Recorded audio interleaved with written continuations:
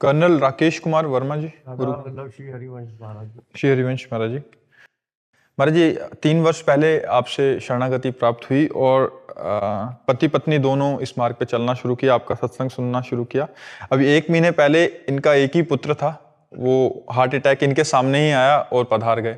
ये कहना चाह रहे हैं कि महाराज जी उस समय भी आपके वचनों ने ऐसा संभाला कि हमें आज तक रोना नहीं आया, और मतलब काफी इन्होंने लिखा है कि नहीं तो टूट जाना बिल्कुल 100% संभव था। आपका धन्यवाद देना चाहते हैं कि ऐसा 100% टूट जाना संभव था, 100%।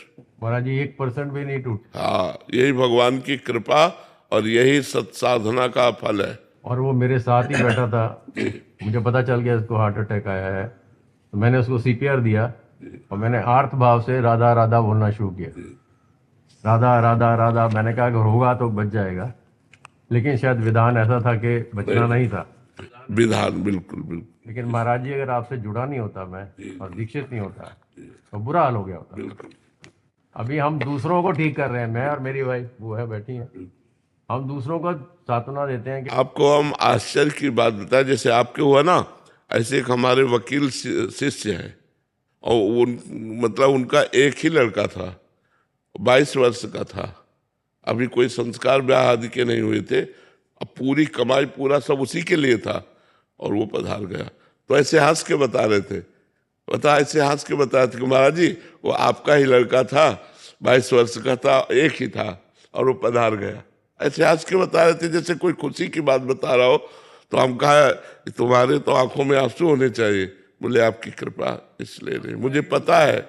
मैं सिर्फ मेरा प्रश्न आ गई है जी, क्या ये निर्मल दिल है या कठोर दिल? नहीं, यही निर्मलता है जो मोह रहित है, यही निर्मलता है जो मोह रहित है।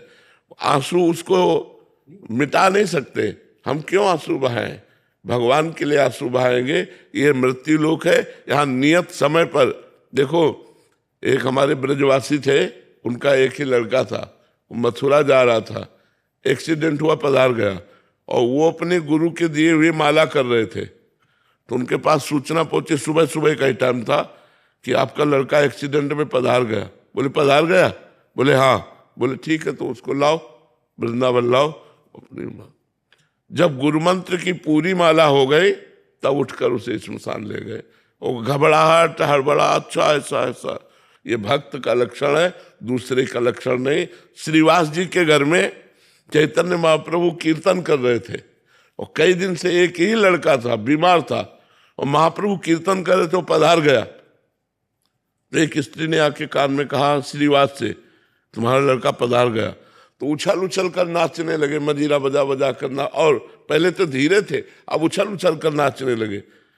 और कहा कि अगर महाप्रभु को किसी ने सूचना दी, इस समय महाप्रभु भाव में कीर्तन कर रहे हैं।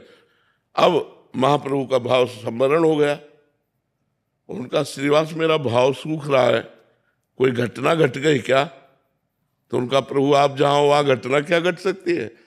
सर्वाश्चर्य में आप कीर्तन कर रहे हैं क्या? तब दूसरे ने कहा कि श्रीवास का बेटा मर गया है। तो कहा श्रीवास तुमने बताया क्यों नहीं? बोले प्रभु इतना बड़ा सौभाग्य किस जीव को मिल सकता है कि वो प्राण त्याग रहा हो और आप उस घर में कीर्तन कर रहे हो।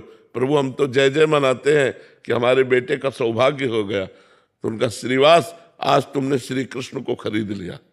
चैतन्य महाप्रभु ने कहा आज तुमने श्री, बातें बनाना अलग होता है, जब वो अपने ऊपर आता है और उस समय भक्ति बनी रहे, यही सर्वश्रेष्ठ भाव रहता है। 3 साल से हम भी विरक्ति हैं, जैसे हाँ, विरक्त में रहते हैं। हाँ, और यही इतनी आपकी याद आई उस टाइम, मुझे इतनी याद आई, मैंने कहा महाराज जी की वजह से ही हम लोग अभी ठीक हैं। बिल्कुल। कोई कहता था कि आपके साथ बहुत बुरा हुआ, हम क्या हमारे साथ बुरा नहीं हुआ, हमने कभी बुरा किया होगा इसलिए हमारे साथ हुआ। नहीं, वो जीव केवल इतने ही समय तक आया है, वो जीव। हाँ, पूरा जी के गया अपना जितना मर जी। हर 2-3 दिन बाद एक प्रश्न होता ही है, क्योंकि सब घर में होती रहती हैं, मोह के कारण क्लेश होता है, स्वाभाविक है महाराज जी, बट ये एक प्रेरणा स्रोत नहीं, है। ज्ञान उपदेश करना अलग बात, जब अपने ऊपर आता है फिर ज्ञान काम करे तो बात होता है, ये साधारण बात नहीं है। बाबा जी ये हो ही नहीं सकता था अगर मैं जुड़ा नहीं होता यहाँ, बिल्कुल, पागल हो जाते। बिल्कुल बिल्कुल। नहीं, धन्यवाद है भगवान की आपके ऊपर विशेष कृपा है, विशेष कृपा है। हाँ, विशेष कृपा है।